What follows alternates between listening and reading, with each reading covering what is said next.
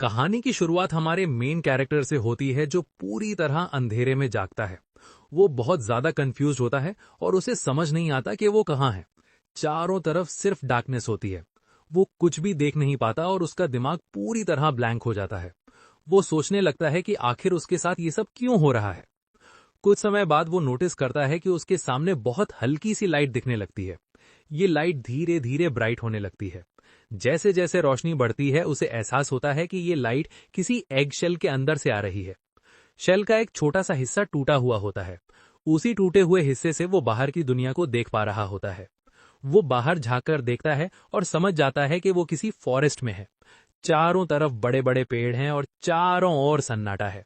ये देखकर उसकी कंफ्यूजन और ज्यादा बढ़ जाती है। उसे ये भी महसूस होता है कि वो अपने बॉडी को बिल्कुल भी मूव नहीं कर पा रहा। वो पूरी तरह स्टक होता है। तभी अचानक उसके सामने एक स्टेटस स्क्रीन अपीयर होती है, बिल्कुल गेम सिस्टम जैसी। जब वो उसे पढ़ता है तो वो शॉक में चला जाता है, क्योंकि उसमें साफ साफ लिखा होता है कि वो एक ड्रैगन एग है। ये देखकर उसका दिमाग पूरी तरह घूम जाता है। उसे लगता है कि ये कोई मजाक नहीं हो सकता। इसके बाद उसका स्टैट विंडो पूरी तरह ओपन हो जाता है। तभी एक डिवाइन वॉइस सुनाई देती है। वो आवाज कामली बताती है कि ये विंडो उसकी सारी एबिलिटीज और उनकी न्यूमेरिकल वैल्यूज दिखाती है, ताकि सब कुछ समझना इजी हो। फिर भी वो पूरी तरह कंफ्यूज ही लेता है। वो डिवाइन वॉइस से बात करने की कोशिश करता है। गुस्से में वो पूछता है कि आखिर उसके साथ ये सब क्या हो रहा है। लेकिन डिवाइन वॉइस आराम से जवाब देती है कि अभी वो लेवल 1 पर है, इसलिए अभी उसे पूरी एक्सप्लेनेशन नहीं दी जा सकती। ये सुनकर उसका फ्रस्ट्रेशन और ज्यादा बढ़ जाता है। गुस्से में वो अपने बॉडी को थोड़ा सा शेक करता है, लेकिन इसी वजह से वो जिस पेड़ पर था वहां से नीचे गिर जाता है। वो जमीन पर गिरते ही रोल करने लगता है। वो अनकंट्रोलेबली डाउनहिल रोल करता रहता है। काफी देर तक वो खुद को रोक नहीं पाता। आखिरकार वो एक रिवर के पास जाकर रुकता है। वहीं रुककर वो थोड़ी देर काम होने की कोशिश करता है। रिवर के पानी में उसे अपनी रिफ्लेक्शन दिखाई देती है। जब वो ध्यान से देखता है तो उसे बहुत बड़ा शॉक लगता है, क्योंकि रिफ्लेक्शन में वो सच में एक ड्रैगन एग ही दिख रहा होता है। ये देखकर उसे आखिरकार यकीन हो जाता है कि ये सब रियल है। उसकी हालत देखकर डिवाइन वॉइस थोड़ा सॉफ्ट हो जाती है। वो उसे फाइनली प्रॉपर एक्सप्लेनेशन देती है। वो बताती है कि वो सच में एक ड्रैगन एग है। इस वर्ल्ड में ड्रैगन एग को F रैंक मॉन्स्टर माना जाता है। उसे बताया जाता है कि अगर उसकी शेल पूरी तरह टूट गई तो वो इंस्टेंटली मर जाएगा। मतलब जो छोटा सा होल उसने बनाया था वो भी एक बड़ा रिस्क था। डिवाइन वॉइस आगे बताती है कि ड्रैगन एग्स फूड चेन में सबसे नीचे होते हैं, लेकिन साथ ही ये भी बताया जाता है कि अगर वो जिंदा रहा तो फ्यूचर में वो एक पावरफुल ड्रैगन बन सकता है। प्रॉब्लम ये है कि ड्रैगन एग्स कई मॉन्स्टर्स के लिए फेवरेट फूड होते हैं, और क्योंकि ड्रैगन एग के पास लेग्स नहीं होते वो चल नहीं सकता, सिर्फ रोल करके ही मूव कर सकता है। इतना सब जानने के बाद भी वो पूरी तरह सिचुएशन को एक्सेप्ट नहीं कर पाता। वो डिसाइड करता है कि एक जगह रुकना डेंजरस है, इसलिए वो पूरी स्पीड से रोल करना शुरू कर देता है। लेकिन ये फैसला भी उसके लिए खतरा बन जाता है। वो रोल करते करते एक छोटे क्लिफ से नीचे गिर जाता है। सिस्टम तुरंत अनाउंस करता है कि उसकी फॉल रेजिस्टेंस लेवल 1 से लेवल 2 हो गई है। फिर भी गिरने की वजह से उसका HP कम हो जाता है। ये उसे याद दिलाता है कि उसे ज्यादा केयरलेस नहीं होना चाहिए। थका हुआ और इंजर्ड महसूस करके वो सोने का फैसला करता है। जब वो वेकअप होता है तो उसका HP पूरी तरह रिस्टोर हो चुका होता है। इससे उसे कंफर्म हो जाता है कि स्लीपिंग से हेल्थ पूरी रिफिल हो जाती है। ये बात उसे थोड़ी राहत देती है। इसके बाद वो फिर से रोल करना शुरू करता है। चलते चलते वो सोचता रहता है कि जब वो हैच होगा तो क्या होगा। क्या वो फ्यूचर में एक मैसिव ड्रैगन बनेगा? क्या उसे हर दिन लड़ाइयां लड़नी पड़ेंगी? इन्हीं थॉट्स में खोया हुआ वो अचानक रुक जाता है। उसे अपने सामने एक जायंट इंसेक्ट दिखाई देता है। डेंजर सेंस होते ही वो तुरंत ट्री के पीछे हाइड हो जाता है और बिना देर किए अप्रेजल स्किल यूज करता है। रिजल्ट में दिखता है कि उस मॉन्स्टर का नाम एग ईटर है। नाम से ही साफ होता है कि वो एक ड्रैगन एग को खाने वाला मॉन्स्टर है। जैसे ही इंसेक्ट उसे नोटिस करता है वो बिना रुके उस पर अटैक कर देता है। वो पूरी स्पीड से रोल करके भागने लगता है, लेकिन उसे खुद पता होता है कि वो ज्यादा देर तक नहीं बच पाएगा। भागते भागते वो एक क्लिफ के एज पर पहुंच जाता है। जैसे ही इंसेक्ट उसे निगलने के लिए जंप करता है वो आखिरी पल में डॉज करता है। अपनी पूरी ताकत लगाकर वो मॉन्स्टर को टक्कर मारता है और उसे क्लिफ से नीचे धक्का दे देता है। मॉन्स्टर नीचे गिरते ही मर जाता है। ये उसकी जिंदगी की पहली जीत होती है। सिस्टम अनाउंस करता है कि उसे 12 एक्सपीरियंस पॉइंट्स मिले हैं और वो लेवल 5 पर पहुंच गया है। लेवल अप होते ही उसके सारे स्टैट्स मैक्स हो जाते हैं। साथ ही उसे एवोल्यूशन का ऑप्शन मिलता है। वो बेबी ड्रैगन या लिटिल ड्रैगन में से एक चूज कर सकता है। उसे दोनों में डिफरेंस नहीं पता होता, तो सिस्टम उसे एक्सप्लेन करता है लिटिल ड्रैगन एक ड्वार्फ टाइप ड्रैगन होता है जो बाकी ड्रैगन से साइज में छोटा होता है, लेकिन फुली ग्रोन होने पर वो बेर से भी बड़ा होता है और उसकी फायर ब्रेथ बहुत पावरफुल मानी जाती है। बेबी ड्रैगन के बारे में सिस्टम समझाता है कि ये लड़ाई के लिए ज्यादा सूटेड नहीं होता। इसके क्लॉज और फैंग्स छोटे होते हैं, इसलिए डायरेक्ट बैटल में ये कमजोर माना जाता है, लेकिन इसके अंदर बहुत ज्यादा पोटेंशियल होता है। ये फ्यूचर में कई अलग अलग ड्रैगन स्पीशीज में इवॉल्व कर सकता है। नेचुरली बेबी ड्रैगन को मॉन्स्टर्स और एडवेंचरर्स दोनों के बीच बहुत कीमती डेलिकेसी माना जाता है। इसका मतलब ये होता है कि जहां भी बेबी ड्रैगन दिखाई देता है वहां उसे तुरंत हंट किया जाता है। ये सुनकर हमारे बॉय को सिचुएशन की सीरियसनेस समझ में आने लगती है। शुरुआत में वो लिटिल ड्रैगन को चूज करता है क्योंकि सर्वाइवल के हिसाब से ये ज्यादा सेफ ऑप्शन लगता है, लेकिन चॉइस करने के तुरंत बाद डिवाइन वॉइस उसके पास आती है। वो उसे अपने आर्म्स में लेती है और कहती है कि खुद को लिमिट मत करना। डिवाइन वॉइस बताती है कि उसे उससे बहुत हाई एक्सपेक्टेशंस हैं और वो चाहता है कि हमारा बॉय हमेशा टॉप एम करे। ये सुनकर वो और ज्यादा कंफ्यूज्ड हो जाता है। वो सोचने लगता है कि शायद डिवाइन वॉइस ने ऐसा इसलिए कहा क्योंकि उसने लिटिल ड्रैगन को सिर्फ सेफ ऑप्शन समझकर चूज किया था और उसने रिस्क लेने से डरकर बेबी ड्रैगन को इग्नोर कर दिया। वो सिस्टम की बात याद करता है। सिस्टम ने बताया था कि बेबी ड्रैगन में इमेंस पोटेंशियल होता है और वो फ्यूचर में कई फॉर्म्स में इवॉल्व कर सकता है। इससे उसके दिमाग में एक डाउट पैदा होता है कि शायद लिटिल ड्रैगन एक लिमिट तक इवॉल्व करने के बाद आगे नहीं बढ़ सकता, या हो सकता है कि एक पॉइंट के बाद वो इवॉल्व ही ना कर पाए। ये सोचकर वो खुद से सवाल करता है कि क्या वो बाद में रिग्रेट करेगा, क्या वो फ्यूचर में ये सोचेगा कि डर की वजह से उसने खुद को रोक लिया। वैसे ही वो महसूस करता है कि वो रिग्रेट नहीं करना चाहता। आखिरकार वो डिसाइड करता है कि वो बेबी ड्रैगन को ही चूज करेगा। भले ही ये रास्ता रिस्की हो, लेकिन वो फ्यूचर में पीछे मुड़कर ये नहीं सोचना चाहता कि उसने गलत चॉइस की। सिस्टम उसकी डिसीजन एक्सेप्ट करता है और तुरंत उसकी विश ग्रांट कर दी जाती है। अगले ही मोमेंट उसका बॉडी चेंज होने लगता है। वो धीरे धीरे इवॉल्व होकर एक येलो बेबी ड्रैगन बन जाता है, बिल्कुल वैसे ही जैसा उसने चूज किया था। एवोल्यूशन के साथ उसे बहुत सारी नई स्किल्स मिलती हैं। उसके सारे पुराने स्टैट्स भी पहले से काफी ज्यादा बूस्ट हो जाते हैं, लेकिन एक प्रॉब्लम अभी भी रहती है।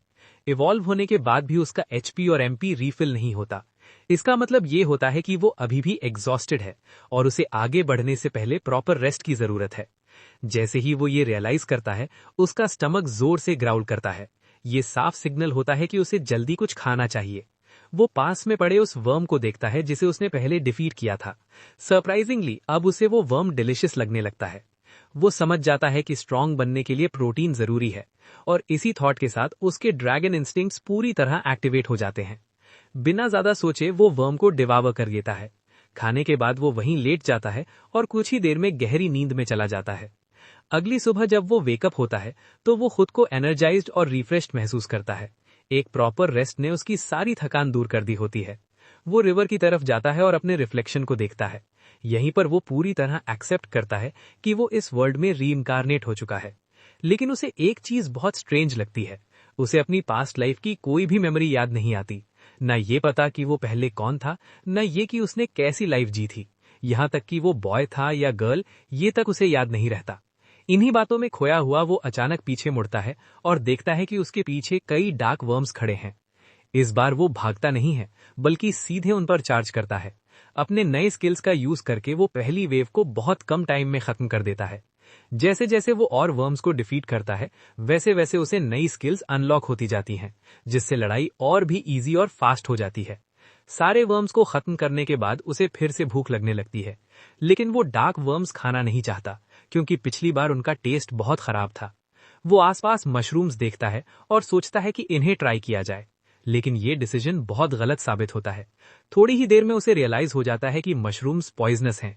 उसके बाद जो भी कॉन्सिक्वेंसेस होते हैं वो उसे एक स्ट्रॉन्ग लेसन सिखा देते हैं। वो डिसाइड करता है कि अब वो कभी रैंडम मशरूम्स नहीं खाएगा। इसके बाद वो फॉरेस्ट के अंदर और डीप चला जाता है क्योंकि वो सिर्फ डार्क वर्म्स पर सर्वाइव नहीं करना चाहता। काफी देर एक्सप्लोर करने के बाद उसे एक ग्रे वुल्फ दिखाई देता है।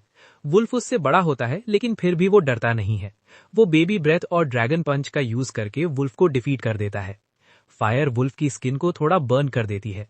जब वो स्मेल करता है तो उसे बारबेक्यू जैसी खुशबू आती है। क्यूरियोसिटी में वो वुल्फ को और ग्रिल करता है। जब वो फाइनली बाइट लेता है तो उसे लगता है कि टेस्ट अमेजिंग है। इसके बाद वो एक और ग्रे वुल्फ से मिलता है और उसे ऑलमोस्ट इंस्टेंटली डिफीट कर देता है। इससे उसका लेवल सीधे लेवल 20 तक पहुंच जाता है, जबकि मैक्स लेवल 25 होता है। अब वो समझ जाता है कि उसे सिर्फ 5 और लेवल्स चाहिए ताकि वो फिर से इवॉल्व कर सके। वुल्फ को मारने के बाद वो उसे पहले की तरह ग्रिल करता है और धीरे धीरे रियलाइज करता है कि ड्रैगन की तरह जीना अब नॉर्मल लगने लगा है। हंट करना, फाइट करना और खाना, ये सब उसकी डेली लाइफ का हिस्सा बनता जा रहा है। लेकिन स्ट्रांग होने के बावजूद उसे लोनलीनेस फील होने लगती है। डिवाइन वॉइस के अलावा उसके पास बात करने वाला कोई नहीं होता। ये सिचुएशन उसे बोरिंग लगने लगती है और वो विश करता है कि काश उसका भी कोई बेस्ट फ्रेंड होता। उसकी ये विश बहुत जल्दी पूरी होती है क्योंकि थोड़ी ही देर में उसे दूर कहीं से आवाजें सुनाई देती हैं। लेकिन प्रॉब्लम ये होती है कि वो उस लैंग्वेज को समझ नहीं पाता। उन्हें ये समझ नहीं आ रहा होता कि वो क्या बोल रहे हैं, लेकिन फिर भी उन आवाजों को सुनकर उसे बहुत राहत महसूस होती है, क्योंकि उसे साफ समझ आ जाता है कि ये आवाजें इंसानों की हैं। ये महसूस होते ही वो जल्दी से पास के एक पेड़ के पीछे हाइड हो जाता है और ध्यान से बाहर झांक कर देखता है। उसे सामने एडवेंचरर्स का एक छोटा सा ग्रुप दिखाई देता है, जो धीरे धीरे उसकी तरफ आ रहे होते हैं। पहले तो वो सोचता है कि बाहर निकलकर उनसे बात करने की कोशिश करे, लेकिन फिर उसे याद आता है कि वो एक ड्रैनिन है। ये सोचकर उसके दिमाग में डाउट आ जाता है कि क्या वो लोग उसे देखते ही अटैक कर देंगे। फिर वो खुद को समझाता है कि वो अभी छोटा है, हार्मलेस दिखता है और थोड़ा क्यूट भी लगता है। वो ये भी सोचता है कि शायद वो लोग उसे पेट की तरह रख लें। वो पेड़ के पीछे से बाहर निकलता है और उनके सामने खड़ा हो जाता है। वो पूरी कोशिश करता है कि क्यूट और नॉन थ्रेटनिंग लगे, लेकिन उसका प्लान पूरी तरह फेल हो जाता है। एडवेंचरर्स उसे क्यूट बिल्कुल नहीं समझते। उनकी नजर में वो सिर्फ प्रे होता है और वैल्यूएबल मीट होता है। बिना एक पल सोचे ग्रुप का लीडर अपनी स्वॉर्ड से उसकी चेस्ट पर वार कर देता है। अगले ही पल वो आदमी मैजिक यूज करता है, जिससे उसका पूरा बॉडी नंब हो जाता है। उसके लिए प्रॉपरली मूव करना इम्पॉसिबल हो जाता है। वो भागने की कोशिश करता है, लेकिन उसका बॉडी उसकी बात नहीं मानता। नंबिंग इफेक्ट की वजह से वो जमीन पर गिर जाता है। वो हेल्पलेस हालत में पड़ा रहता है और देखता है कि एडवेंचरर्स धीरे धीरे उसकी तरफ आ रहे हैं। उनके चेहरे साफ बता रहे होते हैं कि वो उसे मारने वाले हैं। उसी पल उसे एहसास होता है कि उसने कितना बड़ा मिस्टेक किया, ये सोचकर कि कोई ड्रैगन इंसानों का दोस्त बन सकता है। इतना सरवाइव करने के बाद, इतनी मेहनत से इवॉल्व करने के बाद सब कुछ यहाँ खत्म होने वाला लगता है, और वो भी एक मीनिंगलेस मौत के साथ। जैसे ही लीडर अपना वेपन उठाता है और फिनिशिंग ब्लो देने ही वाला होता है, तभी एक फीमेल एडवेंचरर बीच में आ जाती है। वो लीडर को रोक देती है और कहती है कि इतने छोटे, क्यूट और इनोसेंट ड्रैगन को मारने की जरूरत नहीं है। वो कंफ्यूजन में पड़ जाता है कि वो अभी तक जिंदा कैसे है। कुछ सेकंड्स बाद उसे अपने बॉडी में वार्म फीलिंग महसूस होने लगती है। जब वो ऊपर देखता है तो उसे पता चलता है कि वो female adventurer healing magic use कर रही है। वो तुरंत अपनी अप्रेजल स्किल यूज करता है और पता चलता है कि उसका नाम मारिया है। उसका एमपी बहुत कम होता है, फिर भी वो उसे हील करना चूज करती है। मारिया उससे बात करती रहती है और थोड़ी देर बाद सिस्टम अनाउंस करता है कि उसने ग्रीक लैंग्वेज स्किल गेन कर ली है। अब अगर वो स्किल लेवल अप करता है तो वो ह्यूमन लैंग्वेज और अच्छे से समझ पाएगा। लेकिन ये शांत मोमेंट ज्यादा देर नहीं रहता। अचानक आगे कहीं से लाउड स्क्रीम सुनाई देती हैं। मारिया तुरंत पहचान लेती है कि ये आवाजें उसके कॉमरेड्स की हैं और बिना सोचे समझे वो उनकी मदद के लिए भागने लगती है। उसके जाने से पहले वो मारिया का हाथ पकड़ लेता है और उसे रुकने का सिग्नल देता है। वो उसे वॉर्न करने की कोशिश करता है कि आगे बहुत डेंजर है और वो अकेले हैंडल नहीं कर पाएगी। लेकिन मारिया अपना हाथ छुड़ाकर भाग जाती है और उसे पीछे छोड़ देती है। वो रियलाइज करता है कि वो वहां खड़ा रहकर कुछ नहीं कर सकता। जिस लड़की ने उसकी जान बचाई वो डेंजर में है। हिम्मत जुटाकर वो खुद को मूव करने के लिए फोर्स करता है और मारिया के पीछे भागता है। जब वो वहां पहुंचता है तो उसका डर और गहरा हो जाता है, क्योंकि वो मॉन्स्टर को देख लेता है। वो एक रॉक ड्रैगन होता है जो सी रैंक मॉन्स्टर है। हालात और खराब इसलिए होते हैं क्योंकि उसके पास 197 जीपी होते हैं, मतलब उसे हराने के लिए बहुत ज्यादा डैमेज चाहिए। मारिया पहले ही इंजर्ड हो चुकी होती है और जब वो उसका नाम पुकारता है तो रॉक ड्रैगन का अटेंशन उसकी तरफ चला जाता है। इतने बड़े मॉन्स्टर को अपनी तरफ देखते हुए वो डर से फ्रीज हो जाता है। उसका बॉडी हिल नहीं पाता और उसके दिमाग में बस एक ही सवाल होता है, क्या सच में यही उसका एंड है? यहीं एपिसोड 1 खत्म होता है। नेक्स्ट पार्ट मिस न करने के लिए सब्सक्राइब करो और अगला वीडियो जरूर देखो। जब वो आखिरकार उस जगह पर पहुंचता है तो उसे साफ दिखता है कि सामने एक रॉक ड्रैगन है जो रैंक सी का मॉन्स्टर है। उस रॉक ड्रैगन के पास 197 हिट पॉइंट्स हैं, जबकि प्रोटैगनिस्ट के पास सिर्फ 38 हिट पॉइंट्स बचे हैं कुल 72 में से। लेकिन फिर भी वो डर को खुद पर हावी नहीं होने देता। वो जल्दी से आसपास देखता है और उसे मिरिया जमीन पर पड़ी हुई दिखती है रॉक ड्रैगन के पास। उसका दिल तेज धड़कने लगता है। तभी ड्रैगन उसे देख लेता है और सीधा उसकी तरफ देखने लगता है। प्रोटैगनिस्ट पूरी तरह घबरा जाता है। वो किसी तरह एक अटैक से बचता है और झाड़ियों के पीछे छिप जाता है। उसे पता होता है कि अगर ड्रैगन अभी उसके पास आया तो वो बच नहीं पाएगा। वो देखता है कि मिया अभी जिंदा है, लेकिन ड्रैगन उसे भी देख चुका है और उसकी तरफ बढ़ रहा है। उसी समय डिवाइन वॉइस बोलती है और उसे भागने के लिए कहती है, क्योंकि अगर वो रुका तो मर जाएगा। प्रोटैगनिस्ट को ये बात पहले से पता होती है, क्योंकि उसके पास अभी कोई ऐसी स्किल या पावर नहीं होती जिससे वो ड्रैगन को हरा सके। वो मानता है कि डिवाइन वॉइस सही कह रही है, लेकिन फिर उसे याद आता है कि कैसे मिया ने बिना डरे उसकी जान बचाई थी। वो फैसला करता है कि वो पीछे नहीं हटेगा, इसलिए वो तुरंत रॉक ड्रैगन की तरफ दौड़ता है, इससे पहले कि ड्रैगन मिया तक पहुंचे। वो रोलिंग स्किल का इस्तेमाल करता है और ड्रैगन के एक अटैक से बच जाता है। उसी समय डिवाइन वॉइस उसे बताती है कि उसे किंग ऑफ इवेजन का टाइटल मिल गया है। प्रोटैगनिस्ट अब लड़ाई पर ध्यान देता है और देखता है कि जो बूढ़ा आदमी मिरिया के साथ था वो मर चुका है। वहीं दूसरा आदमी अभी जिंदा है, लेकिन बेहोश है। उसके शरीर से खून बह रहा है और उसके पास सिर्फ 5 हिट पॉइंट्स बचे हैं। रॉक ड्रैगन फिर से हमला करता है। प्रोटैगनिस्ट समझ जाता है कि अब कुछ करना जरूरी है। वो रोलिंग स्किल का इस्तेमाल करके ड्रैगन का ध्यान अपनी तरफ खींचने की कोशिश करता है। उसका प्लान होता है कि ड्रैगन को दूर ले जाकर बाद में वापस आकर मदद करे, लेकिन ये आसान नहीं होता। रॉक ड्रैगन एक लॉन्ग रेंज स्किल ट्रैगर इस्तेमाल करता है, जिससे बचना नामुमकिन होता है। इस अटैक से प्रोटैगनिस्ट बुरी तरह घायल हो जाता है। अब उसके पास ज्यादा रास्ते नहीं बचते, फिर भी वो सोचता है। तभी रॉक ड्रैगन बाइट से हमला करता है और उसी समय प्रोटैगनिस्ट फायर पंच से वार करता है, जिससे ड्रैगन को थोड़ा नुकसान होता है। लेकिन रॉक ड्रैगन अपनी खोई हुई एचपी तुरंत वापस पा लेता है। प्रोटैगनिस्ट समझ जाता है कि ज्यादा देर नहीं कर सकता, इसलिए वो तुरंत मिरिया को उठाता है और वहां से भागने लगता है। वो जानता है कि दूसरा आदमी भी वहीं है, लेकिन उसकी हालत ऐसी नहीं होती कि वो दोनों को बचा सके, इसलिए वो कम से कम लड़की को बचाने का फैसला करता है। रॉक ड्रैगन फिर से हमला करने की कोशिश करता है, लेकिन उसका भारी शरीर उसे धीरे चलने पर मजबूर करता है, जिससे प्रोटैगनिस्ट को भागने का मौका मिल जाता है। काफी दूर पहुंचने के बाद वो मिया को नीचे रखकर उसकी हालत देखता है। उसे पता चलता है कि ज्यादा खून बहने की वजह से उसकी एचपी कम हो रही है। वो हीलिंग मैजिक के बारे में सोचता है, लेकिन पहले उसे सेफ जगह पर ले जाना सही समझता है। प्रोटैगनिस्ट को याद आता है कि जब वो दोनों मिले थे तब मिया किस तरफ से आ रही थी। उसकी स्मेल सेंस उसे इंसानों की गंध पहचानने में मदद करती है। वो बिना रुके मिया को उठाकर उस गंध की दिशा में दौड़ने लगता है। तभी उसे एक और गंध महसूस होती है और वो समझ जाता है कि ग्रे वुल्व्स आ रहे हैं। वो पूरी ताकत से दौड़ता है, क्योंकि उसे नहीं पता कि कितने वुल्व्स हैं, लेकिन थोड़ी देर में वो चारों तरफ से घिर जाता है। अब कोई रास्ता नहीं बचता। वो मिया को नीचे रखता है और अकेले ही वुल्व्स से लड़ने लगता है। मिया बेहोश रहती है, लेकिन लड़ाई की आवाज सुनकर कुछ पल के लिए आंखें खोलती है और उसे वुल्व्स से लड़ते हुए देखती है। फिर वो दोबारा बेहोश हो जाती है। सारे ग्रे वुल्व्स को हराने के बाद प्रोटैगनिस्ट उसे अपनी पीठ पर उठा लेता है। वो उसे बचा तो लेता है, लेकिन अब वो पूरी तरह थक चुका होता है। उसका शरीर मुश्किल से चल पाता है। चलते चलते उसे एक ह्यूमन विलेज मिल जाता है। वो मदद के लिए आवाज लगाता है, लेकिन उसकी आवाज लोगों को किसी मॉन्स्टर की आवाज लगती है। लोग हथियार लेके उसकी तरफ आते हैं। वो मदद मांगता है, लेकिन उसके पैर में भाला मार दिया जाता है। लोग उसे सिर्फ मॉन्स्टर समझते हैं। प्रोटैगनिस्ट समझाने की कोशिश करता है कि वो सिर्फ लड़की को बचाना चाहता है, लेकिन उनकी आंखों में डर देखकर वो समझ जाता है कि कुछ नहीं बदलेगा। वो धीरे से मिया को जमीन पर लेटा देता है, ये देखकर कि वो सुरक्षित है, फिर वहां से चला जाता है।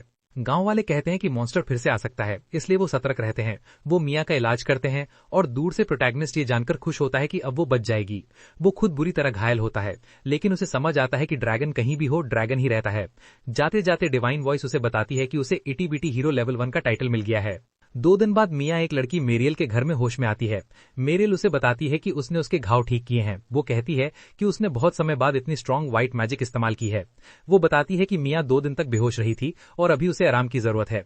मिया ये सुनकर वापस लेट जाती है। थोड़ी देर बाद मेरियल कहती है कि उसने डा को कितनी बार मना किया था, लेकिन वो कभी नहीं मानता था। मिया उससे पूछती है कि डा और ग्रैंट्स कहाँ है। मेरियल कुछ देर चुप रहती है और फिर बताती है कि ग्रैंट्स मर चुका है। उसका शरीर जंगल में मिला था। वो पत्थर से कुचला हुआ था। मेरियल कहती है कि किसी को भी रॉक ड्रैगन से लड़ना नहीं चाहिए। वो ये भी बताती है कि डा का शरीर नहीं मिला है और शायद उसे ड्रैगन ने खा लिया होगा। ये सुनकर मिया रोने लगती है और खुद को दोष देने लगती है। वो कहती है कि अगर उसने डा को रोका होता तो ये सब नहीं होता। मैरियल उसे समझाती है और कहती है कि कम से कम उसका जिंदा बचना ही बहुत बड़ी बात है। मिया कहती है कि डा बुरा इंसान नहीं था, वो हमेशा गांव की रक्षा करता था। बच्चे उसे पसंद करते थे क्योंकि वो मजबूत था। लेकिन एक दिन किसी गांव वाले ने उसे चुनौती दे दी कि वो रॉक ड्रैगन को नहीं हरा सकता। डा को ये बात बुरी लगी और मिया ने ये सब अपनी आंखों से देखा था। जब एक और गांव वाले ने डैग को ताना मारते हुए कहा कि वही इंसान था जो डरकर घर भाग गया था। डैन ने उन्हें याद दिलाने की कोशिश की कि वो बात कई साल पुरानी थी और उस समय वो कमजोर था। उसने कहा कि अगर अब कोशिश करे तो वो आराम से रॉक ड्रैगन को हरा सकता है। गांव वालों ने उसे ऐसा कुछ भी करने से मना किया और उसे याद दिलाया कि इस बार उसे खींचकर बचाने वाला कोई नहीं होगा। लेकिन इन सब बातों के बाद भी डैग का फैसला पक्का हो चुका था। वो बार बार यही कहता रहा कि वो जल्द ही एक रॉक ड्रैगन को हरा कर दिखाएगा। कुछ समय बाद उसने ग्रैंड्स के साथ टीम बनाने का फैसला किया और मिया के पास आकर कहा कि मैरियल ने उन्हें रॉक ड्रैगन का शिकार करने की इजाजत दे दी है। ये बात पूरी तरह झूठ थी, लेकिन डैन ने यह भी कहा कि मैरियल अभी बिजी है, इसलिए उसने कहा है कि मिया भी उनकी मदद करे। मिया को इस बात पर शक हुआ और उसने उनसे पूछा कि इस समय मैरियल कहाँ है। वो खुद उससे ये बात सुनना चाहती थी, लेकिन डैन ने साफ कहा कि मैरियल पास के दूसरे गांव में किसी काम से चली गई है। मिया थोड़ी देर के लिए चुप हो गई, लेकिन फिर उसने उन्हें याद दिलाया कि रॉक ड्रैगन गांव के बाहर का सबसे खतरनाक मॉन्स्टर है और मैरियल ने साफ मना किया था कि किसी भी हालत में उससे लड़ाई नहीं करनी चाहिए। उसने ये भी कहा था कि अगर डैश शिकार पर जाना चाहे तब भी मिया को उसकी मदद नहीं करनी चाहिए। डैन ने इस बात को गलत समझ लिया और मिया से पूछ बैठा कि क्या वो उसे झूठा कह रही है। मिया मुश्किल में पड़ गई। डैन ने उसे मनाने की कोशिश करते हुए कहा कि ग्रैंड्स भी वहां मौजूद था जब मैरियल ने इजाजत दी थी। ये भी एक झूठ था, लेकिन डैन ने मिया को धमकी दी कि अगर वो उनके साथ नहीं गई तो वो फिर भी रॉक ड्रैगन के पास जाएंगे और अगर ऐसा हुआ तो डै और ग्रैंड्स दोनों की जान जा सकती है। ये सुनकर मिया के पास कोई और रास्ता नहीं बचा और उसे मजबूरी में हाँ कहना पड़ा। इस तरह वो सीधे डै के जाल में फंस गई। ये सब सुनने के बाद मैरियल कहती है कि डै की अपनी ही घमंड ने उसकी जान ले ली और इससे ये साफ दिखता है कि इंसान कितनी छोटी बातों के लिए गलत फैसले ले लेते हैं। वो मिया से कहती है कि उसे सावधान रहना चाहिए और वही गलती दोबारा नहीं करनी चाहिए क्योंकि उसकी जान भी जा सकती है। मिया सिर हिलाकर सहमति जताती है और अपने आंसू पोंछती है। तभी मैरियल मुस्कुराती है और कहती है कि ये वाकई काबिले तारीफ है कि वो इतनी गंभीर चोटों के बाद भी बचकर यहाँ तक पहुंची। ये सुनते ही मिया सीधा बैठ जाती है और पूछती है कि क्या कोई उसे जंगल से उठाकर यहाँ लाया था। मैरियल ये सुनकर हैरान हो जाती है और उसे याद दिलाती है कि वो गांव के बाहर एक मॉन्स्टर के हमले में मिली थी। मिया समझाने की कोशिश करती है कि जंगल में उस पर रॉक ड्रैगन ने हमला किया था और वहीं वो बेहोश हो गई थी, इसलिए उसके लिए खुद यहाँ आना नामुमकिन है।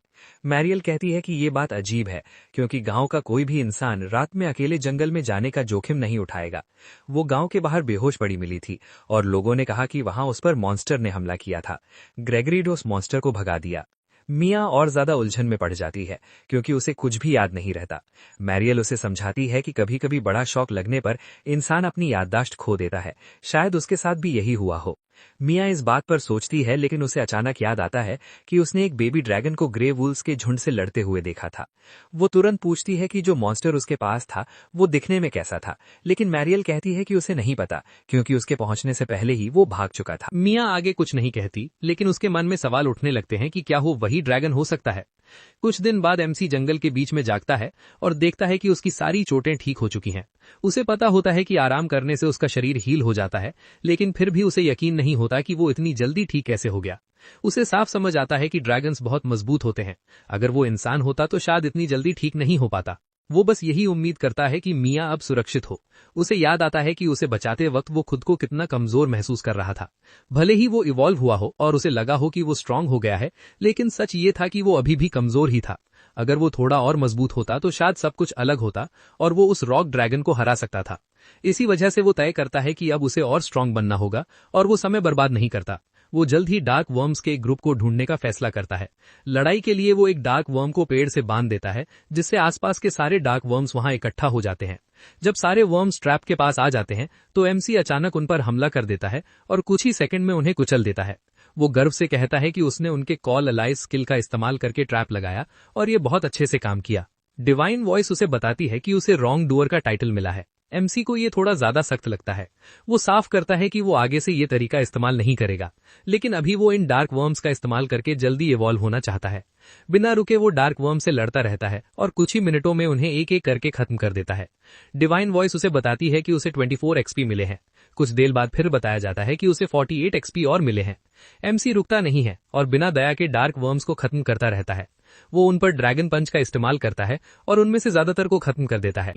एमसी बहुत ही कम समय में सारे डार्क वर्म्स को खत्म कर देता है। जब आखिरी वर्म भी गिर जाता है तो वो हल्की सी मुस्कान के साथ उनसे कहता है कि अपने दोस्त की मदद के लिए सबका एक साथ दौड़कर आना सच में बहुत हीरोइक था और वो इनकी इस नोबल सैक्रिफाइस को हमेशा याद रखेगा। इसके बाद वो आखिरी डार्क वर्म को अपने फायर ब्रेथ से पूरी तरह राख बना देता है और उसी पल वो लेवल 25 पर पहुंच जाता है। एमसी खुशी से चिल्लाता है और डिवाइन वॉइस उसे बताती है कि उसने एवोल्यूशन के लिए जरूरी सारी कंडीशंस पूरी कर ली हैं और उसका लेवल पूरी तरह मैक्स हो चुका है।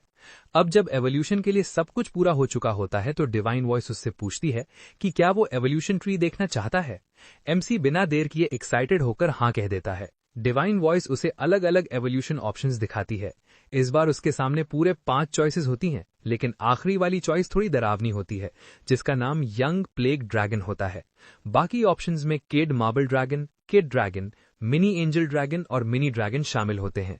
एमसी कुछ देर के लिए उलझ जाता है और सोचने लगता है कि मिनी, किड, बेबी और लिटिल में आखिर फर्क क्या होता है।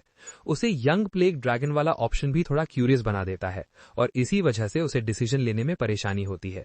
लेकिन तभी डिवाइन वॉइस खुद बोलती है और उसकी कंफ्यूजन दूर करने लगती है।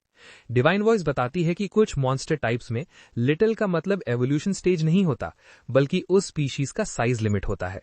एमसी थोड़ा चौंक जाता है क्योंकि डिवाइन वॉइस आमतौर पर इतनी डिटेल में जवाब नहीं देती, लेकिन अब वो ध्यान से सुनने लगता है। डिवाइन वॉइस बताती है कि लिटिल टाइप मॉन्स्टर्स के स्टैट्स जल्दी बढ़ते हैं, लेकिन उनके एवोल्यूशन पाथ और एबिलिटीज कम होते हैं, जबकि बेबी टाइप मॉन्स्टर्स के पास ज्यादा ऑप्शंस होते हैं। ये सुनकर एमसी तुरंत समझ जाता है कि लिटिल टाइप्स जल्दी ग्रो करते हैं और आसानी से सरवाइव कर लेते हैं, लेकिन लॉन्ग रन में वो सही चॉइस नहीं होते। यही वजह है कि बेबी टाइप बनना उसका सही फैसला था। डिवाइन वॉइस आगे बताती है कि किड टाइप बेबी टाइप का हायर वर्जन होता है, यानी एक तरह से अगला स्टेज। वो ये भी समझाती है कि कई मॉन्स्टर टाइप्स में एवोल्यूशन चॉइसेस कम होती हैं, लेकिन उनका एवोल्यूशन ट्री स्टेबल होता है। एमसी को ये बात काफी साफ लगती है। इसके बाद वो यंग ड्रैगन टाइप के बारे में पूछना चाहता है, लेकिन डिवाइन वॉइस इस बारे में कुछ नहीं बताती। एमसी समझ जाता है कि उसे इस ऑप्शन के बारे में अभी और जानकारी नहीं मिलने वाली, इसलिए वो मान लेता है कि ये शायद किड टाइप के आसपास ही होगा। फिर भी वो डिसाइड करता है कि चॉइस लेने से पहले हर ऑप्शन को अच्छे से समझना जरूरी है। डिवाइन वॉइस उसे बताती है कि मिनी ड्रैगन का साइज लिटिल ड्रैगन जैसा ही होता है, लेकिन उसका ग्रोथ काफी स्लो होता है और उसके एवोल्यूशन ऑप्शंस भी लिमिटेड होते हैं। इसके बदले में उसके फ्यूचर एवोल्यूशंस में काफी पोटेंशियल होता है। एमसी तुरंत कह देता है कि उसे स्लो ग्रोथ बिल्कुल पसंद नहीं है और लिमिटेड ऑप्शंस भी उसे सही नहीं लगते।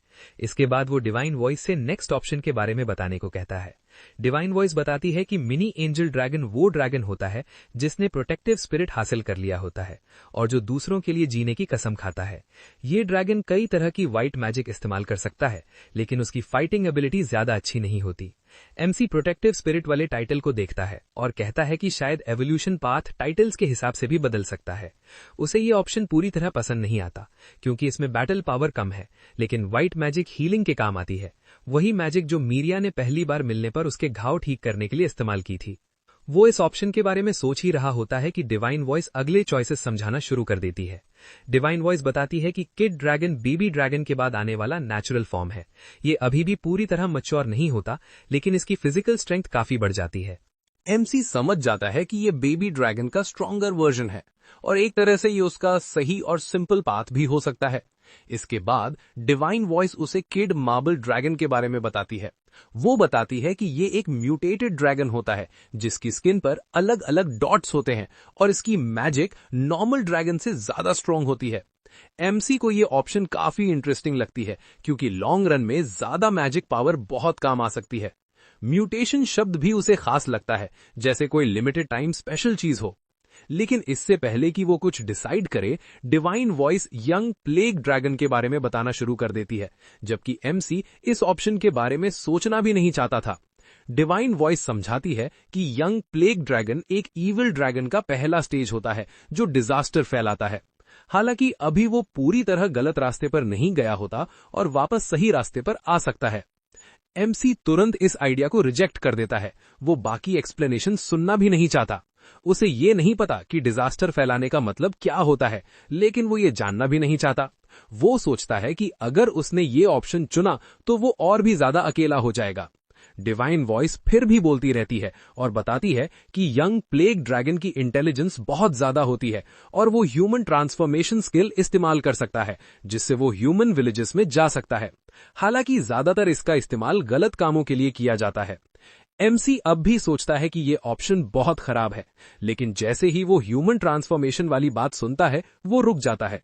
अगर वो ह्यूमन में बदल सकता है तो वो बिना अटैक हुए गांव जा सकेगा और वो अकेला भी नहीं रहेगा। लेकिन इसके साथ ही एक बड़ी प्रॉब्लम भी होती है, क्योंकि वो फिर भी एक ईविल ड्रैगन रहेगा प्लेग के साथ। और यहीं पर एपिसोड 2 खत्म हो जाता है। अगर आगे की स्टोरी मिस नहीं करना चाहते तो चैनल को सब्सक्राइब करना मत भूलना। शुरुआत में उसे ये आइडिया बहुत ही खराब लगता है। यंग प्लेग ड्रैगन बनना उसे बिल्कुल भी सही नहीं लगता। लेकिन जैसे ही वो ह्यूमन ट्रांसफॉर्मेशन वाले पार्ट के बारे में सोचता है, उसकी थिंकिंग धीरे धीरे बदलने लगती है। अगर वो ह्यूमन में ट्रांसफॉर्म हो पाया तो बिना अटैक हुए विलेज जा सकेगा, वो लोगों के बीच रह पाएगा और अकेला भी नहीं रहेगा। ये सोच उसके मन में थोड़ी होप ले आती है। लेकिन फिर एक बात उसे अंदर से डिस्टर्ब करने लगती है। चाहे वो ह्यूमन बन भी जाए, असल में वो तब भी प्लेग वाला ईविल ड्रैगन ही रहेगा। यही सोच उसे बेचैन कर देती है। उसके मन में प्रॉपर इंटरनल कॉन्फ्लिक्ट शुरू हो जाता है। हर तरह से सोचने पर यंग प्लेग ड्रैगन बनना उसे एक बहुत बैड आइडिया लगता है।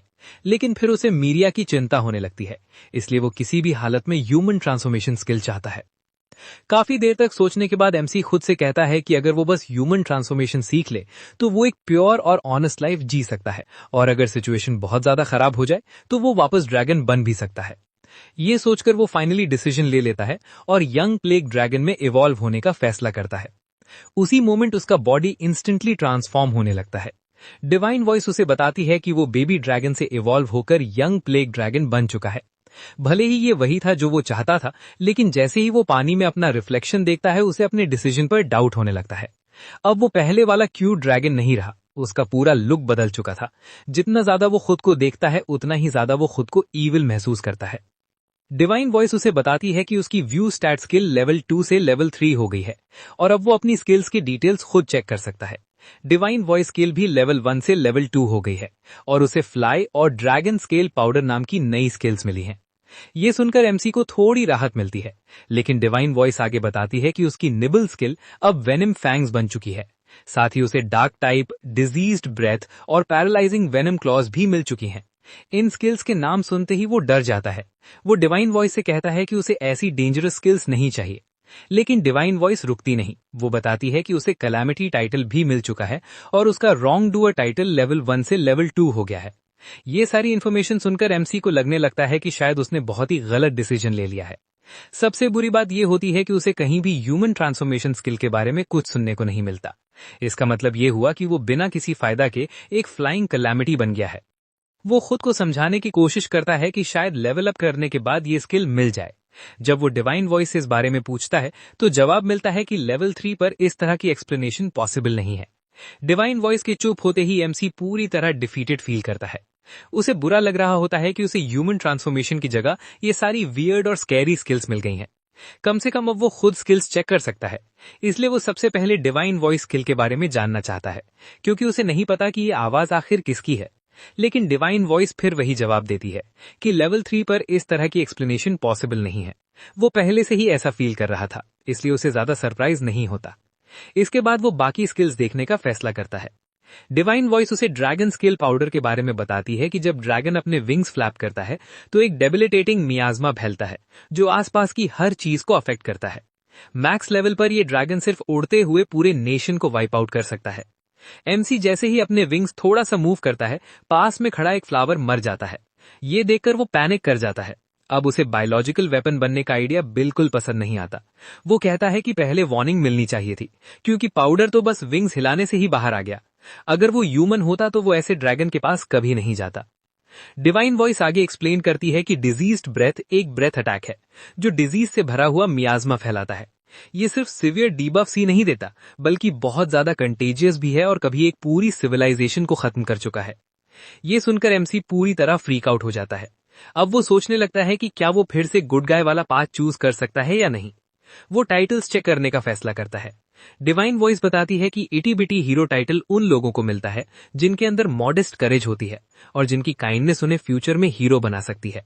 ये कुछ वेपन्स के डैमेज को बढ़ाता है और एवोल्यूशन पाथ पर भी बड़ा असर डालता है।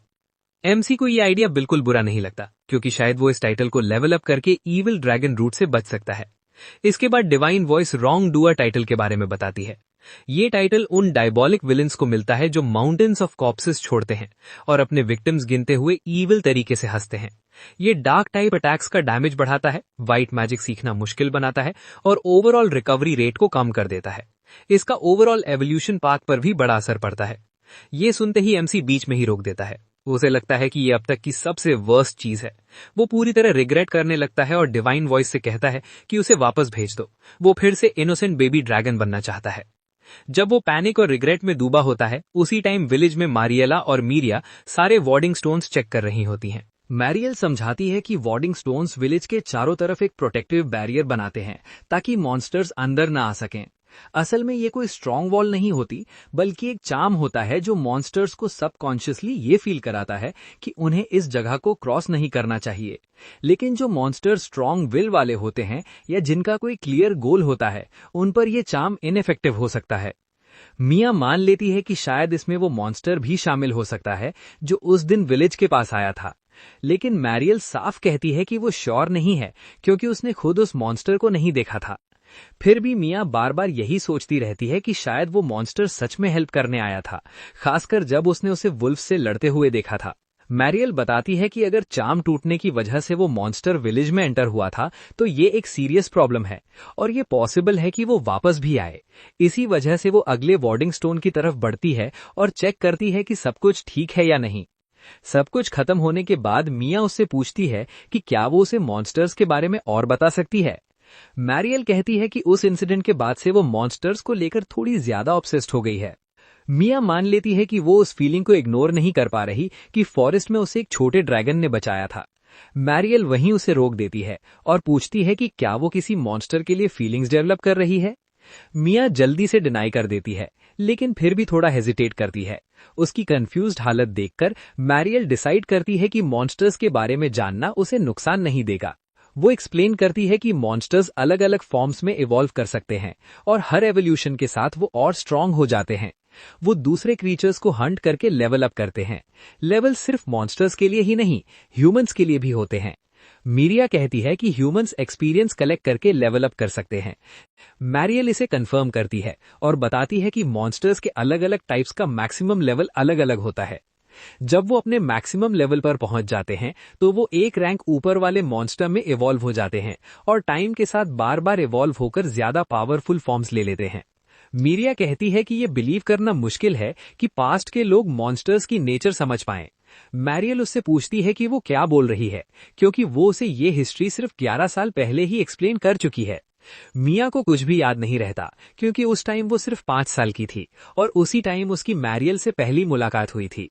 मैरियल मान लेती है कि वो सही है और मिया हंसते हुए कहती है कि वो इतनी छोटी थी कि उसे मैरियल की तरफ ऊपर देखकर बात करनी पड़ती थी। ये सुनते ही मैरियल उसे घूरने लगती है और मिया तुरंत समझ जाती है कि उसने उसकी हाइट वाला टॉपिक छेड़कर नर्व टच कर दी है। भले ही वो बात शायद सही हो, मैरियल उसे डिनाई कर देती है और टॉपिक चेंज कर देती है। वो बताती है कि कुछ स्पेशल लोग समय समय पर पैदा होते हैं जो डिवाइन वॉइस सुन सकते हैं। ये डिवाइन वॉइस मॉन्स्टर्स के लेवल्स और बाकी चीजों की इन्फॉर्मेशन देती है, जैसे हीरोज या सेंट्स को। इसी वजह से लोगों को ये सब पता है। ये ट्रायल एंड एरर का रिजल्ट नहीं है। मॉन्स्टर्स सर्वाइव करने के लिए फाइट करते हैं, एक्सपीरियंस गेन करते हैं और इवॉल्व करने की कोशिश करते हैं। मतलब हर मॉन्स्टर पावर सीक करता है और ज्यादा फेरोशियस बनना चाहता है। भले ही वो ड्रैगन सच में मिया की लाइफ बचा चुका हो, अगली बार जब वो मिलेगा तो वो और ज्यादा डेंजरस फॉर्म में इवॉल्व हो चुका होगा और अपने फैंग्स और क्लॉज उसी पर इस्तेमाल करेगा। मीरिया तुरंत मैरियल को आगे बोलने से रोक देती है, लेकिन मैरियल उसे वार्न करती है कि उसे मॉन्स्टर से कोई ऑड एक्सपेक्टेशंस नहीं रखनी चाहिए। मीनवाइल एमसी डिसाइड करता है कि वो सुपर फास्ट लेवल अप करेगा और राइट ट्रैक पे वापस आएगा, क्योंकि वो हीरो बनेगा, डीमन किंग नहीं। सबसे पहले वो ह्यूमन ट्रांसफॉर्मेशन सीखना चाहता है और विलेज जाना चाहता है क्योंकि वो मीरिया को फिर से देखना चाहता है। बिना टाइम वेस्ट किए वो नियर बाय वीक मॉन्स्टर्स ढूंढने लगता है ताकि जल्दी एक्सपीरियंस मिल सके। लेकिन अचानक उसका चलना मुश्किल हो जाता है। तभी वो नोटिस करता है कि उसके बॉडी के चारों तरफ थ्रेड्स लिपटे हुए हैं जो उसे मूव करने से रोक रहे हैं। उसी मोमेंट उसके पीछे एक ह्यूज मॉन्स्टर अपीयर होता है, लेकिन वो वैसा स्पाइडर नहीं होता जैसा उसने एक्सपेक्ट किया था। एमसी जल्दी से उसके स्टैट्स चेक करता है और पता चलता है कि वो एक बहुत स्ट्रॉन्ग टेरन है। उसे लगता है कि वो अभी उसे बीट नहीं कर पाएगा। भागने की कोशिश करने से पहले ही स्पाइडर उस पर वेब्स शूट कर देता है। एमसी तुरंत बेबी ब्रेथ यूज करके थ्रेड्स जलाने के लिए करता है, लेकिन उसका खुद का बॉडी भी आग पकड़ लेता है। वो जमीन पर रोल करता है आग बुझाने के लिए। तभी डिवाइन वॉइस उसे बताती है कि उसने फायर रेजिस्टेंट स्किल गेन कर ली है। आग बुझाने के बाद वो खड़ा होता है और स्पाइडर के स्टैट्स फिर से चेक करता है। मॉन्स्टर के पास अभी भी 78 में से 62 हिट पॉइंट्स बचे होते हैं, यानी उसका अटैक उतना इफेक्टिव नहीं रहा। फिर वो डिसाइड करता है कि वो स्पाइडर पर क्लॉज यूज करेगा और पहली बार paralysing venom clause skill activate करता है। लगातार अटैक्स करने के बाद वो पीछे हटता है और स्टैट्स चेक करता है। अब स्पाइडर के पास 42 हिट पॉइंट्स बचे होते हैं। टैरन टो का स्टेटस दिखाता है कि वो बर्न्ड है, थोड़ा पैरालाइज्ड है और पूरी तरह से एनरेज्ड है, जो बिल्कुल भी अच्छा साइन नहीं है। एमसी को समझ नहीं आता कि उसके पास अभी भी आधा एचपी कैसे बचा है और उसे साफ फील होता है कि उसने उसे और ज्यादा गुस्सा दिला दिया है। ये डेफिनेटली अच्छा नहीं है, इसीलिए वो डिसाइड करता है उसे भागना ही पड़ेगा। स्पाइडर अभी पैरालाइज्ड है, इसलिए वो बिना एक पल वेस्ट किए अपनी रोलिंग स्किल यूज करता है और पूरी स्पीड में भागने लगता है। लेकिन उसकी बैड लक ये होती है कि पैरालिसिस बहुत जल्दी खत्म हो जाता है और एनरेज्ड स्पाइडर गुस्से में उसके पीछे दौड़ने लगता है। उसी मोमेंट उसे याद आता है कि उसके पास फ्लाई स्किल भी है। वो अपने छोटे विंग्स फैलाने की कोशिश करता है, लेकिन वो उसे ज्यादा दूर तक कैरी नहीं कर पाते। वो कंफ्यूज हो जाता है कि वो ठीक से उड़ क्यों नहीं पा रहा। आखिर वो खुद से अज्यूम करता है कि शायद उसका लेवल अभी बहुत लो है। सोचने का टाइम ही नहीं मिलता क्योंकि स्पाइडर ऑलमोस्ट उसे पकड़ने वाला होता है। मजबूरी में वो फिर से रोलिंग स्किल पर डिपेंड करता है और भागता रहता है। पूरे 10 मिनट तक लगातार रोल करने के बाद भी स्पाइडर उसका पीछा करता रहता है। उस मॉन्स्टर में थकने का कोई साइन नहीं दिखता। तभी डिवाइन वॉइस गूंजती है और उसे बताती है कि उसकी रोल स्किल लेवल 2 से लेवल 3 हो गई है। ये सुनकर उसके अंदर थोड़ी होप जागती है। अब वो बिलीव करने लगता है कि शायद वो बच सकता है क्योंकि उसकी स्पीड पहले से काफी बढ़ चुकी है। डिवाइन वॉइस ये भी बताती है कि उसे चिकन रनर टाइटल मिल गया है। एमसी तुरंत प्रोटेस्ट करता है और पूछता है कि क्या उसे कावर्ड कहा जा रहा है। वो साफ करता है कि अगर उसे जरा भी लगता कि वो स्पाइडर को हरा सकता है तो वो जरूर फाइट करता, लेकिन सिचुएशन ऐसी नहीं है। तभी हालात और खराब हो जाते हैं जब उसके सामने अचानक एक बड़ा क्लिफ आ जाता है। उसे साफ पता होता है कि इतना बड़ा ड्रॉप उसे श्योरली मार देगा। वो सोचता है कि एज से पहले राइट टर्न ले ले, लेकिन फिर उसके दिमाग में एक और आइडिया आता है। अगर वो दूसरी साइड तक पहुंच गया तो वो एस्केप कर सकता है। उसकी फ्लाई स्किल रिलायबल नहीं है, फिर भी वो फुल स्पीड में जंप लगाने का डिसीजन लेता है। बेस्ट की होप करते हुए वो जंप करता है। हाईएस्ट पॉइंट पर पहुंचते ही वो अपने विंग्स पूरी तरह फैलाता है और विंड को राइड करने की कोशिश करता है। ये आइडिया उसकी एक्सपेक्टेशन से भी ज्यादा अच्छा काम करता है। वो सेफली दूसरी साइड पहुंच जाता है। उसे खुशी होती है कि वो बच गया, लेकिन उसका शरीर अब एक्सट्रीम एग्जॉशन महसूस कर रहा होता है। स्पाइडर उसकी साइड से पूरी तरह गायब हो चुका होता है। एमसी मान लेता है कि शायद मॉन्स्टर ने पीछा छोड़ दिया है। वो कॉन्फिडेंट होकर खुद से प्रॉमिस करता है कि लेवल अप करने के बाद वो वापस आएगा और स्पाइडर को जरूर हराएगा। लेकिन तभी वो पीछे क्लिफ की तरफ देखता है और फ्रीज हो जाता है। स्पाइडर गया नहीं होता, उसने अपने वेब से एक पूरा ब्रिज बना लिया होता है ताकि वो भी दूसरी साइड आ सके। एमसी पैनिक कर जाता है। उसे समझ आ जाता है कि ये मॉन्स्टर जरूरत से ज्यादा परसिस्टेंट है। बिना टाइम वेस्ट किए वो फिर से रोलिंग शुरू कर देता है। डिवाइन वॉइस बताती है कि रोल स्किल लेवल 3 से लेवल 4 हो गई है। ये अच्छी बात होती, लेकिन एमसी इस टाइम अपनी लाइफ के लिए फाइट कर रहा होता है, इसलिए खुश होने का कोई मौका नहीं मिलता। तभी कैजुअली एक ग्रे वुल्फ उसके रास्ते में आ जाता है। एमसी बस उसके ऊपर से रोल कर जाता है और उसे इंस्टेंटली 20 एक्सपीरियंस मिल जाता है। डिवाइन वॉइस बताती है कि वॉकिंग एग टाइटल के इफेक्ट की वजह से उसे एक्स्ट्रा 12 एक्सपीरियंस भी मिला है। यंग प्लेग ड्रैगन लेवल 1 से डायरेक्टली लेवल 3 पर पहुंच जाता है। इसके बाद रास्ते में एक फॉरेस्ट कटर भी आ जाता है। एमसी उस इंसेक्ट को भी रोल करके मार देता है और एक्सपीरियंस गेन कर लेता है। इसके बाद वो गलती से वॉर मश, एक वियर्ड मॉन्स्टर बटरफ्लाई और कुछ और मॉन्स्टर्स के ऊपर भी रोल कर जाता है। ये पूरी situation literally hit and run बन जाती है, जिससे उसके रॉन्ग डूअर टाइटल का एक्सपीरियंस और बढ़ जाता है। डिवाइन वॉइस बताती है कि यंग प्लेग ड्रैगन लेवल 3 से लेवल 8 तक पहुंच चुका है। सिर्फ भागते भागते उसके स्टैट्स काफी ऊपर चले गए होते हैं। अब एमसी सोचने लगता है कि शायद अब वो स्पाइडर को हरा सकता है। वो फाइनली रुकता है और स्पाइडर का सामना करता है। जल्दी से उसके स्किल्स चेक करता है, जिनमें बाइट, पैरालाइजिंग टंग, स्पाइडर सिल्क और डबल पॉइजन शामिल होते हैं। उसे नहीं पता कि डबल पॉइजन एग्जैक्टली क्या करता है, लेकिन वो डिसाइड करता है कि वो क्लोज जाकर full powered baby breath use करेगा। कुछ करने से पहले ही स्पाइडर उसे दिखा देता है कि डबल पॉइजन क्या होता है। वो हवा में एक पावरफुल टॉक्सिन रिलीज कर देता है। एमसी तुरंत एक ट्री पर जंप करता है ताकि डिस्टेंस बना सके। पॉइजन रेजिस्टेंस की वजह से वो मूव कर पाता है, लेकिन उसका थ्रोट बुरी तरह जलने लगता है। जल्द ही एमसी रियलाइज करता है कि स्पाइडर पॉइजन के इफेक्ट का वेट कर रहा है, क्योंकि उसे नहीं पता कि एमसी पॉइजन रेजिस्टेंट है। यही बात उसके दिमाग में एक ग्रेट आइडिया डाल देती है। वो एक्टिंग करने का डिसीजन लेता है। वो जोर जोर से कॉफ करता है और ट्री से नीचे गिर जाता है, प्रिटेंड करते हुए कि वो मर रहा है। स्पाइडर इस ट्रैप में फंस जाता है और उसे फिनिश करने के लिए जंप करता है। भले ही उसका थ्रोट अभी भी दर्द कर रहा हो, एमसी हेजिटेट नहीं करता। एयरबोन स्पाइडर पर वो फुल बेबी ब्रेथ यूज करता है, क्योंकि उसे पता होता है कि अब मॉन्स्टर डॉज नहीं कर पाएगा। अंत में वो अपनी टेल से एक स्ट्रॉन्ग ब्लो मारता है और स्पाइडर को कंप्लीटली फिनिश कर देता है। डिवाइन वॉइस उसे बताती है कि उसका लेवल 8 से 14 हो गया है। एमसी सैटिस्फाइड फील करता है। इतना टफ मॉन्स्टर हराने से उसका लेवल काफी ज्यादा बढ़ गया होता है।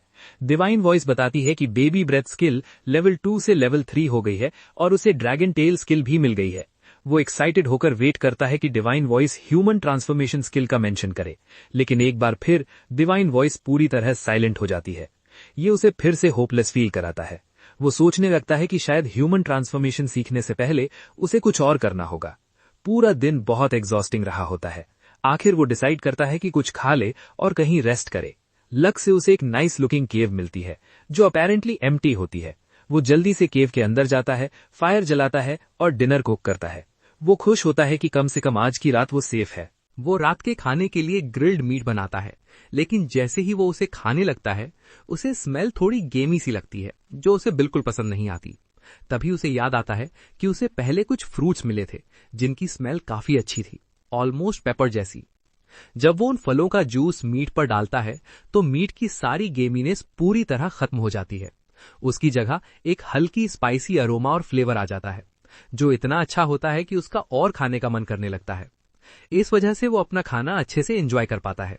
खाना खत्म करने के बाद वो डिसाइड करता है कि वो इसी केव को अपना बेस बनाएगा और आगे से वो रेड फ्रूट कलेक्ट करना शुरू करेगा। लेकिन जल्दी ही उसे समझ आता है कि वो फ्रूट थोड़ा ज्यादा वेट और स्टिकी है, इसलिए उसे सीजनिंग की तरह यूज करना मुश्किल होगा। वो सोचता है कि अगर वो उसे बाहर सुखा दे तो यूज करना आसान हो जाएगा और प्रिजर्वेशन में भी हेल्प मिलेगी। तभी डिवाइन वॉइस उसे इन्फॉर्म करती है कि उसे मिस्टर शेफ टाइटल मिल गया है। ये सुनकर एमसी को ऐसा फील होता है जैसे उसकी प्राइवेट लाइफ कहीं ब्रॉडकास्ट हो रही हो। वो अनॉयड होकर डिवाइन वॉइस से कहता है कि कमेंटेटर की तरह बिहेव करना बंद करे। खूब सारा खाना खाने के बाद एमसी सोचने लगता है कि क्या वो अपने होम कुकिंग के दम पर विलेजर्स में पॉपुलर हो सकता है, लेकिन अगले ही मोमेंट वो इस आइडिया को डिस्कार्ड कर देता है। वो जानता है कि चाहे वो कितना भी अच्छा फीस्ट बना ले, उसका ईविल ड्रैगन वाला लुक लोगों को डराने के लिए काफी है। वो सोचता है कि बेबी ड्रैगन के टाइम वो थोड़ा क्यूट था, लेकिन अब जो उसका इंटिमिडेटिंग अपीयरेंस है, उसमें शायद मिया भी उसे पहचान न पाए। एमसी खुद को ब्लेम करता है और कहता है कि ये सब ह्यूमन ट्रांसफॉर्मेशन स्किल के पीछे भागने का रिजल्ट है। अब वो पूरी तरह एनिमी ऑफ मैनकाइंड वाली स्टोरी लाइन में फंस चुका है। जब वो अपने डिसीजन को लेकर फिर से रिग्रेट कर रहा होता है, उसी टाइम मीरिया को पता चलता है कि गांव का एक विलेजर बर्ड्स पॉन्ड के पास डा को देखकर वापस आया था, लेकिन डा ने उसे नोटिस नहीं किया और वो फॉरेस्ट के अंदर और अंदर चला गया, फिर पूरी तरह गायब हो गया। ग्रेगरी मीरिया की चिंता नोटिस करता है और उसे याद दिलाता है कि डा और ग्रांट्स के साथ जो हुआ था उसमें उसकी कोई गलती नहीं है। मीरिया उसे अश्योर करती है कि वो ठीक है। इसके बाद वो तुरंत मेरियल को ये बात बताने के लिए भागती है और डा को सर्च करने की बात करती है। मेरियल तुरंत रिफ्यूज कर देती है।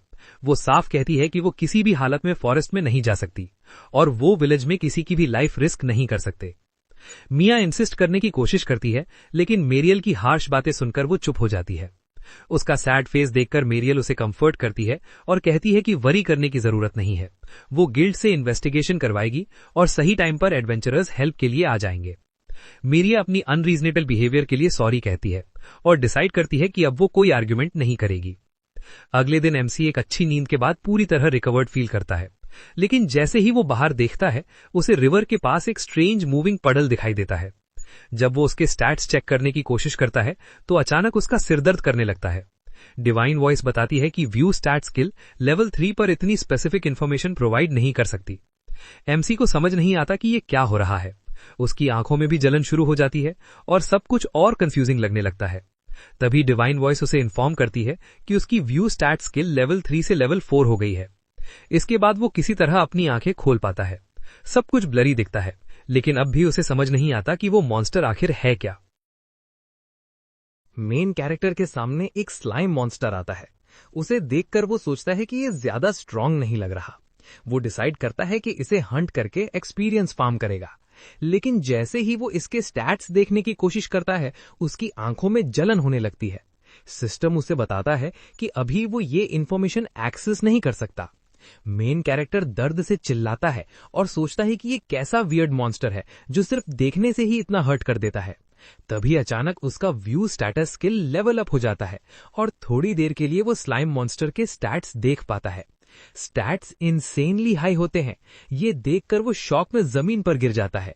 उसे समझ नहीं आता कि इतना डेंजरस क्रीचर आखिर है क्या। तभी स्लाइम मॉन्स्टर उसे नोटिस कर लेता है और उसकी तरफ टेंटिकल शूट करता है। मेन कैरेक्टर टाइम पर डॉज करके भाग जाता है और फॉरेस्ट में पहुंच जाता है। वहां पहुंचकर उसे रियलाइज होता है कि स्लाइम के स्टैट्स असल में इतने हाई नहीं थे। उसने पहले गलत रीड किया था। फिर भी मॉन्स्टर उसे काफी क्रीपी लगता है, इसलिए वो डिसाइड करता है कि अभी उसे अकेला छोड़ देना बेहतर है। वो दूसरी डायरेक्शन में टारगेट्स ढूंढने लगता है। तभी बुशेस में उसे एक पॉट दिखाई देता है। मेन कैरेक्टर सोचता है कि इसमें फ्रूट्स रखना अच्छा आइडिया होगा, लेकिन जैसे ही वो उसे टच करता है पॉट हवा में उछलकर उस पर अटैक कर देता है। असल में वो पॉट नहीं बल्कि पाइटोरस नाम का मॉन्स्टर होता है। मेन कैरेक्टर इसके स्टैट्स देखता है और पाता है कि ये ज्यादा स्ट्रांग नहीं है। वो उस पॉट मॉन्स्टर पर फ्लेम पंच मारता है, लेकिन कोई खास डैमेज नहीं होता। अब वो सीरियस हो जाता है और पूरी ताकत से लगातार अटैक्स करता है, लेकिन पॉट मॉन्स्टर बिल्कुल चिल रहता है और अटैक्स के दौरान आराम से रेस्ट करके एचपी रिकवर करता रहता है। उसका हार्ड शेल हर अटैक को ब्लॉक कर लेता है। आखिर में मेन कैरेक्टर क्रिएटिव सोचता है। वो मॉन्स्टर को उठाकर रिवर में फेंक देता है। ये तरीका काम कर जाता है और मॉन्स्टर डूबकर मर जाता है। मेन कैरेक्टर को एक्सपीरियंस पॉइंट्स मिलते हैं और उसका लेवल अप हो जाता है, लेकिन साथ में उसे डैस्टर्डली किंग नाम का नया टाइटल मिलता है और उसका रॉन्ग डूअर टाइटल भी लेवल अप हो जाता है। उसे थोड़ा बुरा लगता है कि वो धीरे धीरे विलन राउट पर जा रहा है। तभी अचानक पॉट मॉन्स्टर्स का एक ग्रुप उसे चारों तरफ से घेर लेता है। मेन कैरेक्टर समझ जाता है कि पहले वाले मॉन्स्टर ने क्राई स्किल यूज करके इन्हें बुलाया था और अब सब बहुत एंग्री हैं। सारे पॉट मॉन्स्टर्स मिलकर एक अनस्टेबल ऊंची टावर बना लेते हैं। मेन कैरेक्टर सोचता है कि ये कोई अल्टीमेट मॉन्स्टर बनने वाले हैं। वो ऊपर उड़ता है, सबसे ऊपर वाले मॉन्स्टर को पकड़ता है और नीचे टावर पर पटक देता है। इससे सारे मॉन्स्टर्स एक साथ डिफीट हो जाते हैं। ऐसा करते ही मेन कैरेक्टर मीटियोराइट नाम का नया स्किल सीख लेता है और उसे 600 एक्सपीरियंस पॉइंट्स मिलते हैं, जिससे वो सीधे लेवल 30 पर पहुंच जाता है। उसके स्किल्स भी लेवल अप हो जाते हैं और वो काफी खुश होता है। लेकिन प्रॉब्लम ये होती है कि मॉन्स्टर्स के शेल्स टूट जाते हैं और उसके पास एक भी यूजेबल पॉट नहीं बचता। वो सोचता है कि मॉन्स्टर्स को मीट की तरह यूज कर सकता है, लेकिन फिर याद आता है कि डाइट में वेजिटेबल्स भी जरूरी होती हैं। आगे चलते हुए वो देखता है कि स्काई पर्पल हो रहा है और कहीं पास से हेवी फुटस्टेप्स की आवाज आ रही है। क्यूरियस होकर मेन कैरेक्टर उस डायरेक्शन में जाता है। वहां उसे एक बेयर दिखाई देता है जो आराम से स्ट्रोल कर रहा होता है। मेन कैरेक्टर सीरी से उसके स्टैट्स पूछता है, लेकिन वो बताती है कि डिस्टेंस ज्यादा होने की वजह से स्टैट्स नहीं दिख सकते। हालांकि वो स्पीशीज डिटेल्स बता देती है। ये बेयर एक D+ रैंक मॉन्स्टर होता है जिसे क्ले बेयर कहते हैं। ये मिट्टी से बना होता है, काफी पावरफुल होता है और इसकी रिकवरी रेट भी हाई होती है। मेन कैरेक्टर रियलाइज करता है कि वो उसी रैंक पर है जिस रैंक का ये बेयर है। वो सोचता है कि क्या वो इसे फेयर फाइट में हरा सकता है, लेकिन असली रीजन ये होता है कि अगर ये सच में क्ले से बना है तो इससे पॉट्स और दूसरे आइटम्स बनाए जा सकते हैं। वो इस गोल्डन चांस को छोड़ना नहीं चाहता और बेयर का पीछा करता है। बेर को उसकी प्रेजेंस का अंदाजा नहीं होता। मेन कैरेक्टर स्नीक अटैक करने के लिए पीछे से जंप करता है, लेकिन आखिरी मोमेंट पर बेर मुड़ जाता है और उसके चेस्ट से डेडली स्पाइक्स निकल आते हैं। मेन कैरेक्टर मुश्किल से खुद को बचाता है और पीछे कूद जाता है। वो बोलता है कि ऐसे स्पाइक्स के साथ ये बेर कहलाने लायक नहीं है। बेर बॉडी स्लैम करने की कोशिश करता है, लेकिन मेन कैरेक्टर डॉज करके रोलिंग अटैक से हिट करता है। बेर का हेल्थ बार काफी कम हो जाता है, लेकिन बेर तुरंत हील स्किल यूज करके अपनी हेल्थ पूरी रिस्टोर कर लेता है। मेन कैरेक्टर समझ जाता है कि इसे वन शॉट में मारना पॉसिबल नहीं है। अब वो hit and run strategy use करता है और मैना खत्म होने तक बेर को वेयर डाउन करता रहता है। जब उसे लगता है कि बेर की हीलिंग स्लो हो रही है, वो फिनिशिंग ब्लो देने आगे बढ़ता है। तभी बेर अपने चारों तरफ सैंड स्टॉर्म क्रिएट कर देता है। स्टॉर्म खत्म होने के बाद उसके बैक पर भी स्पाइक्स आ जाते हैं। मेन कैरेक्टर उसे हैकर कहता है, क्योंकि अब रोल अटैक पॉसिबल नहीं रहता। खुशकिस्मती से बेर की मैना काफी कम हो चुकी होती है, क्योंकि उसने लंबे टाइम तक हेवी स्किल्स यूज किए होते हैं। मेन कैरेक्टर डिसाइड करता है कि बस थोड़ा और डैमेज करना है। तभी बेर अपना ही आर्म तोड़कर मेन कैरेक्टर की तरफ फेंक देता है। मेन कैरेक्टर उसे डॉज कर लेता है और देखता है कि आर्म जमीन पर गिरते ही नॉर्मल क्ले में बदल जाता है। क्ले बेयर का शरीर धीरे धीरे उसके मेन बॉडी से अलग होने लगता है। वो लगातार मेन कैरेक्टर पर स्पाइक्स फेंकता रहता है। जैसे ही स्पाइक जमीन पर गिरते हैं, वो क्ले में बदल जाते हैं। तभी अचानक मेन कैरेक्टर के दिमाग में एक आइडिया आता है। वो सीधे बेयर की तरफ चार्ज करता है और अपने क्लॉथ से उसका एक आर्म फाड़ देता है। हमेशा की तरह वो आर्म भी जमीन पर गिरते ही क्ले बन जाता है। मेन कैरेक्टर बिना टाइम वेस्ट किए उस क्ले को जल्दी से गोल करके एक बॉल बना लेता है और फिर हवा में ऊपर उड़ जाता है। वो सोचता है कि सिर्फ मीटियोरॉइड स्किल यूज करने से क्ले बेयर नहीं मरेगा, इसलिए वो इम्प्रोवाइज करता है और मीटियोरॉइड स्किल में अपना पूरा बॉडी वेट ऐड कर देता है। ये अटैक क्ले बेयर के पूरे बॉडी को चीर देता है। फाइट खत्म होते ही मेन कैरेक्टर को 300 एक्सपीरियंस पॉइंट्स मिलते हैं और वो लेवल 33 पर पहुंच जाता है। साथ ही उसे नट क्रैकर नाम का नया स्किल मिलता है, क्योंकि अभी उसने वही किया था। अब मेन कैरेक्टर काफी एग्जॉस्टेड फील करता है, लेकिन उसे खुशी होती है कि उसे क्ले मिल चुकी है, जिससे वो पॉट्स और जार्स बना सकता है। वो एक फर्नेस बनाता है और पॉट्स को बेक होने के लिए उसमें रख देता है। इसी बीच वो डिनर की तैयारी करने का सोचता है।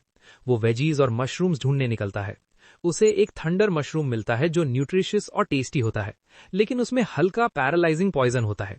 मेन कैरेक्टर अभी पैरालिसिस रेजिस्टेंट नहीं होता, इसलिए वो उसे फेंक देता है। वो अपनी लेवल्ड अप सिरी को थैंक्स बोलता है, जिसने उसे ये एक्स्ट्रा डिटेल्स दी थी। इसके बाद उसे एक जायंट फ्लावर दिखाई देता है। जैसे ही वो उसे अप्रीस करने वाला होता है, फ्लावर उस पर अटैक कर देता है। मेन कैरेक्टर पैनिक कर जाता है, लेकिन समहाउ वो फ्लावर को स्टेम से उखाड़ देता है और उसे मार देता है। सिरी बताती है कि ये कार्निवरस प्लांट था जो एनिमल्स को खाता है, लेकिन सॉल्ट को डाइजेस्ट नहीं कर पाता और उसे अपनी रूट में जमा कर लेता है।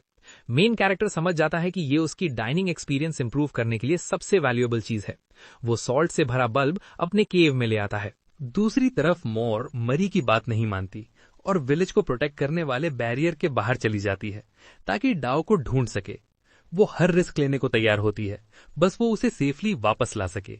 उसे डाउट होता है कि वो ओल्ड ड्रंक आदमी ट्रस्टवर्दी था या नहीं, लेकिन उसे याद आता है कि कैसे डाओ ने उसे ब्लैकमेल करके अपनी पार्टी में ज्वाइन करवाया था। वो सोचती है कि अगर उसने तब उसे रोका होता तो शायद डाओ और वो बूढ़ा आदमी दोनों जिंदा होते। तभी अचानक एक वर्म मॉन्स्टर उस पर अटैक करता है। मोर तुरंत फायरबॉल यूज करके उसे डिफीट कर देती है और खुद को याद दिलाती है कि उसे काम रहना है, चाहे कुछ भी हो जाए। इधर फॉरेस्ट में मेन कैरेक्टर को एक ह्यूज मॉन्स्टर मशरूम मिलता है जो मैच्योर होने के बाद चल सकता है और लोगों पर अटैक करता है। उसका टेस्ट भी काफी अच्छा होता है। मेन कैरेक्टर उसे अपनी इंग्रेडिएंट्स लिस्ट में ऐड कर लेता है। फिर उसे एक और वियर्ड मशरूम मिलता है। सिरी बताती है कि ये एक ए रैंक मशरूम है जो बहुत वैल्यूएबल है और अगर सही से कल्टीवेट किया जाए तो पूरे नेशन की इकोनॉमी सपोर्ट कर सकता है। ये सुनकर मेन कैरेक्टर फ्यूचर में रिच बनने के सपने देखने लगता है। लेकिन जब सिरी बताती है कि ये मशरूम एक पोटेंट ड्रग है जो लोगों को एडिक्टेड बना सकता है, तो वो तुरंत अपना माइंड चेंज कर लेता है। वो सारे मशरूम्स जला देता है ताकि कोई एडिक्शन का शिकार न हो।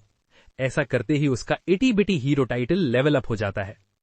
इसके बाद उसे जंगल में पेपर बेरीज मिलती हैं। सिरी बताती है कि एक टाइम था जब ये दुनिया की सबसे वैल्यूएबल स्पाइस थी और इसका वेट गोल्ड के बराबर माना जाता था। मेन कैरेक्टर तुरंत सारी पेपर हार्वेस्ट कर लेता है। उसी टाइम मोर फॉरेस्ट के अंदर और आगे बढ़ती है। वो मॉन्स्टर से छुपते हुए चलती है। थोड़ी देर बाद उसे रियलाइज होता है कि वो डेंजर जोन में बहुत अंदर आ चुकी है। अगर वो और आगे गई तो उससे ज्यादा स्ट्रांग मॉन्स्टर से सामना हो सकता है। इसलिए वो विलेज के आउटस्कर्ट्स देखकर वापस होम जाने का फैसला करती है। रात में main character light mushroom use करके अपने केव को ब्राइट करता है। फिर वो पॉट्स चेक करता है जो उसने बेक होने के लिए रखे थे। पॉट्स परफेक्टली बन चुके होते हैं। वो उन्हीं पॉट्स में आज कलेक्ट किए गए इंग्रेडिएंट से स्ट्यू बनाता है। सॉल्ट और मशरूम्स की वजह से खाना काफी टेस्टी बन जाता है। मेन कैरेक्टर ऐसे बोलने लगता है जैसे कोई फूड क्रिटिक हो, जबकि उसे कुकिंग के बारे में ऑलमोस्ट कुछ भी नहीं पता। वो एक्सप्लेन करता है कि कैसे सॉल्ट डिश के उमामी फ्लेवर को बाहर ला रहा है। फिर वो खाने के लिए चॉपस्टिक्स बनाता है।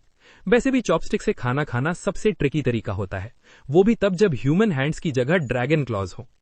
सॉल्ट यूज करने की वजह से मेन कैरेक्टर का शेफ टाइटल लेवल 1 से लेवल 2 हो जाता है। तभी वो नोटिस करता है कि जिस बोल में वो स्ट्यू पी रहा है वो यूज करने में थोड़ा डिफिकल्ट है और कुछ स्ट्यू स्पिल भी हो जाता है। वो डिसाइड करता है कि उसे पॉटरी स्किल्स भी लेवल अप करनी होंगी। वो नया बोल और बाकी कटलरी आइटम्स बनाने का प्लान करता है। अगले दिन वो ड्रीम करने लगता है कि केव की बैरन वॉल्स को क्ले ब्रिक्स से कोट करेगा। सिरी उसे बताती है कि उसे सिरामिक आर्टिजन का टाइटल भी मिल गया है। अगले दिन फॉरेस्ट के पास वाले विलेज में एक कैरेज आती है। उसमें से 2 प्रिटी एडवेंचरर्स बाहर निकलते हैं। वो फॉरेस्ट इन्वेस्टिगेट करने आए होते हैं। वो सोचते हैं कि क्या सच में फॉरेस्ट में कोई सर्वाइवर मिलेगा, लेकिन गिल्ड ने जॉब दिया है तो उन्हें कंप्लीट करना ही होगा। फॉरेस्ट के अंदर मेन कैरेक्टर अपने केव को क्ले फर्नीचर से फर्निश करना शुरू कर देता है। वो वुल्व्स हंट करता है और उन्हें केव में लाकर प्रोसेस करता है। केव का एक साइड वुल्व्स की फर से भर जाता है। मेन कैरेक्टर डिसाइड करता है कि बाद में फर ड्राई करेगा, क्योंकि पहले उसे मीट सीजन करके कोल्ड सीजन के लिए ड्राई करना जरूरी है। वो अपनी प्रोग्रेस से काफी सैटिस्फाइड फील करता है और सोचता है कि अब वो इस नए वर्ल्ड का आदी हो रहा है। लेकिन जैसे ही वो बाहर जाकर मीट जर्की कलेक्ट करने जाता है, वो देखता है कि कुछ मंकीज उसे खा रहे हैं। मेन कैरेक्टर को बहुत गुस्सा आता है और वो मंकीज को वहां से भगा देता है।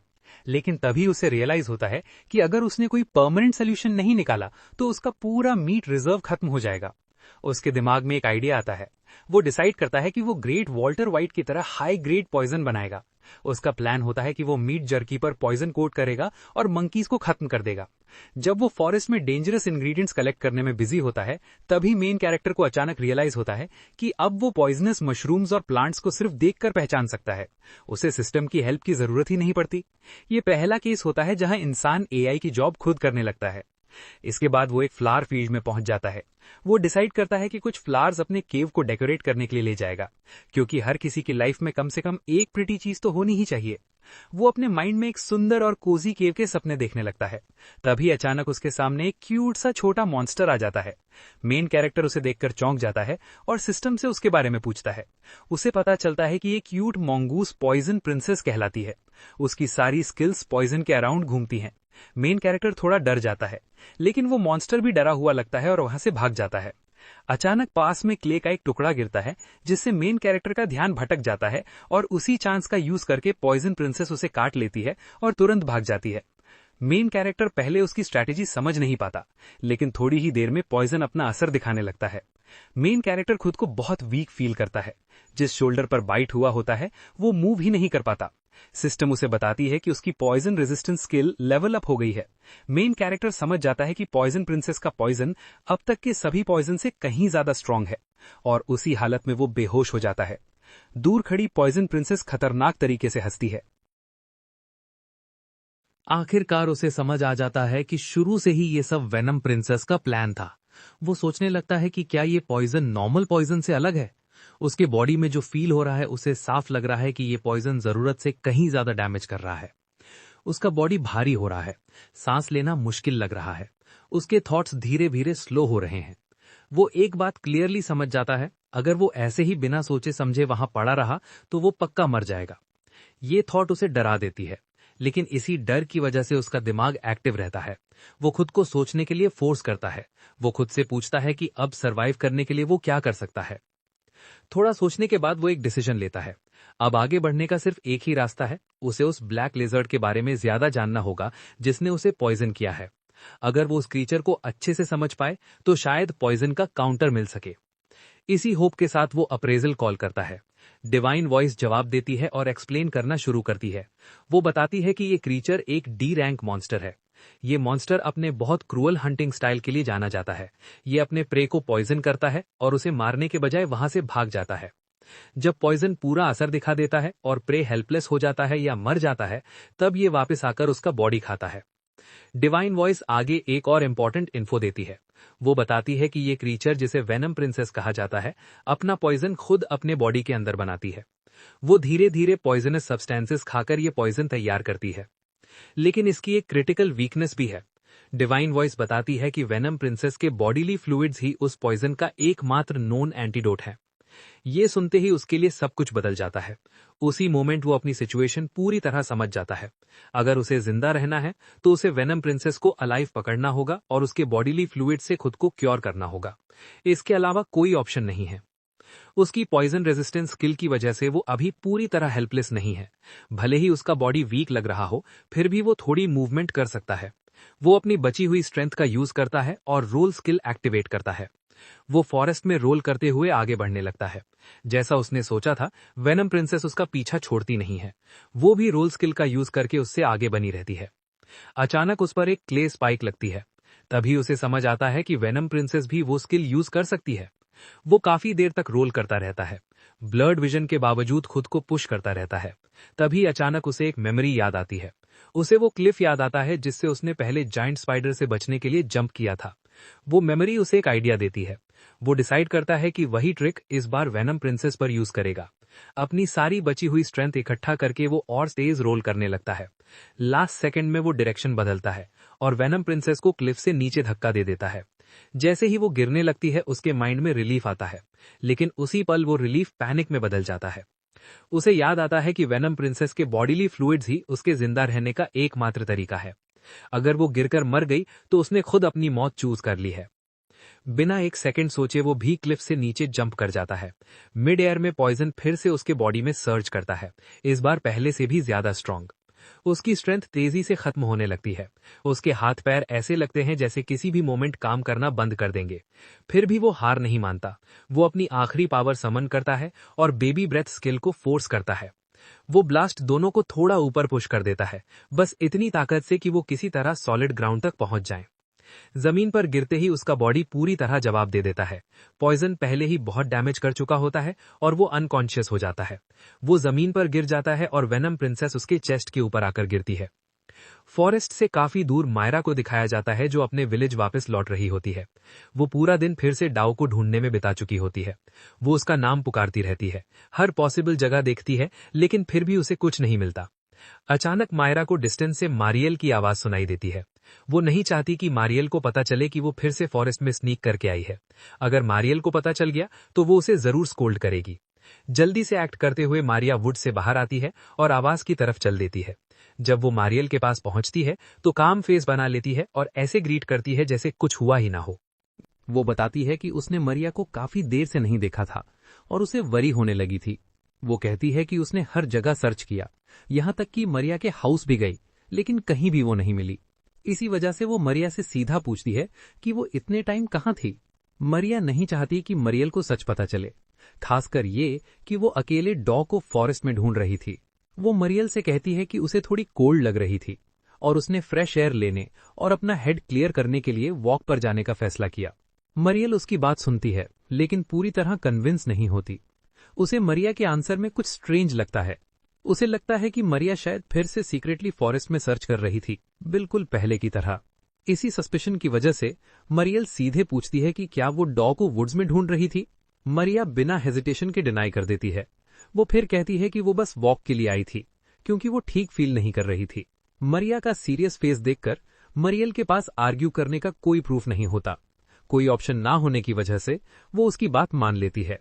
टॉपिक चेंज करते हुए मरियल एक नई इन्फो देती है। वो बताती है कि एडवेंचरर्स का एक ग्रुप फॉरेस्ट सर्वे करने और डॉग को ढूंढने के लिए रास्ते में है।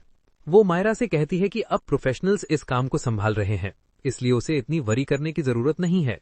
वो जेंटली मायरा को समझाती है कि सर्च उन्हें करने दे और खुद सेफ रहने पर फोकस करे। मरिया चुपचाप सुनती है और सिर हिला देती है, लेकिन उसके दिल में वरी अभी भी बनी रहती है। उसी समय फॉरेस्ट के डीप अंदर वो धीरे धीरे होश में आता है। जैसे जैसे उसकी विजन क्लियर होती है, वो देखता है कि वेनम प्रिंसेस उसके सामने बैठी हुई है। पहले तो वो वर्स्ट अज्यूम करता है। उसे लगता है कि वो वहीं रुकी है ताकि अब उसे खा सके, क्योंकि पॉइजन तो उसे मार ही चुका होना चाहिए था। लेकिन जब वो मूव करने की कोशिश करता है तो उसे कुछ स्ट्रेंज महसूस होता है। अब उसके आर्म्स हैवी नहीं लग रहे थे। पॉइजन की बर्निंग पेन भी पूरी तरह खत्म हो चुकी थी। उसी मोमेंट उसे सब समझ आ जाता है। वेनम प्रिंसेस उसे खाने के लिए वहां नहीं रुकी थी, उसने उसे एंटीडोट दिया था। किसी तरह अपने ही बॉडीली फ्लूइड्स का यूज करके उसकी जान बचाई थी। ये समझते ही उसे एक और बात भी क्लियर हो जाती है। जब वो उसे बचाने के लिए क्लिफ से कूद गया था, उसी मोमेंट वेनम प्रिंसेस ने शायद उसे पसंद कर लिया था। अब वो उसे प्रे की तरह नहीं देखती, अब उसकी नजर में वो कुछ और बन चुका था। कुछ टाइम बाद वो डिसाइड करता है कि वो वेनम प्रिंसेस को अपने होम ले जाएगा। जब वो वहां पहुंचते हैं तो वो उन दोनों के लिए सिंपल डिनर प्रिपेयर करता है। जब वो साथ बैठकर खाना खाते हैं तो उसे एक ऐसी फीलिंग होती है जो उसने बहुत टाइम से महसूस नहीं की थी। उसे कंफर्ट महसूस होता है। उसे रियलाइज होता है कि काफी टाइम बाद वो किसी और के साथ बैठकर खाना खा रहा है। जो लोनलीनेस वो फील कर रहा था वो धीरे धीरे कम होने लगती है। धीरे धीरे काफी क्लोज हो जाते हैं।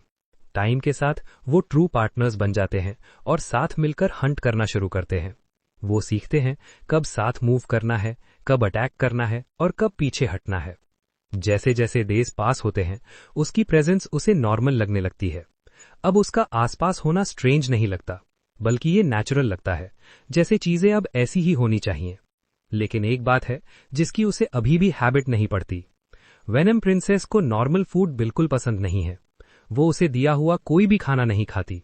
वो सिर्फ पॉइजनस प्लांट्स खाना पसंद करती है जो फॉरेस्ट के डीप अंदर उगते हैं। पॉइजन मशरूम की स्मेल बहुत खराब होती है, इसलिए उसे रोकने के लिए वो बेबी ब्रेथ यूज करता है और उसे खाने से पहले ही जला देता है। जैसे ही वो ऐसा करता है, वेनम प्रिंसेस साफ तौर पर अपसेट हो जाती है।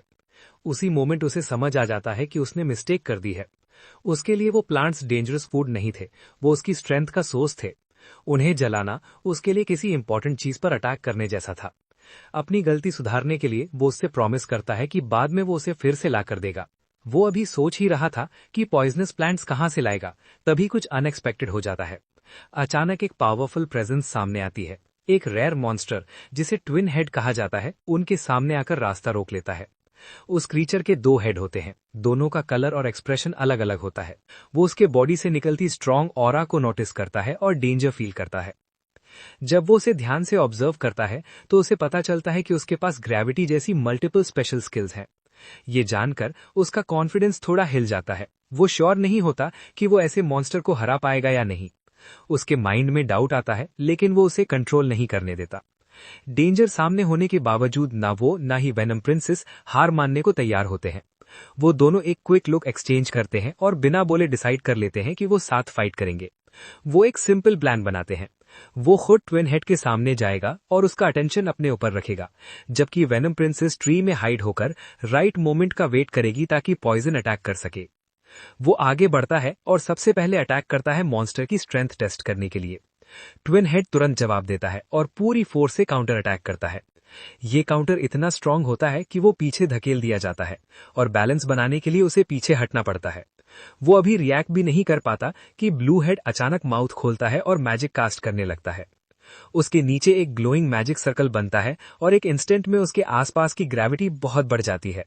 जब ऐसा लगता है कि वो पूरी तरह फंस चुका है, तभी वेनम प्रिंसेस अपने हाइडिंग स्पॉट से मूव करती है। वो पॉइजन लगी हुई क्ले डार्ट ट्विन हेड की तरफ फायर करती है। ये अटैक स्पेल को इंटरप्ट कर देता है और ग्रेविटी इफेक्ट गायब हो जाता है। वो फ्री हो जाता है। जैसे ही उसे बॉडी पर कंट्रोल मिलता है, वो अपनी बची हुई सारी ताकत के साथ हवा में जंप करता है।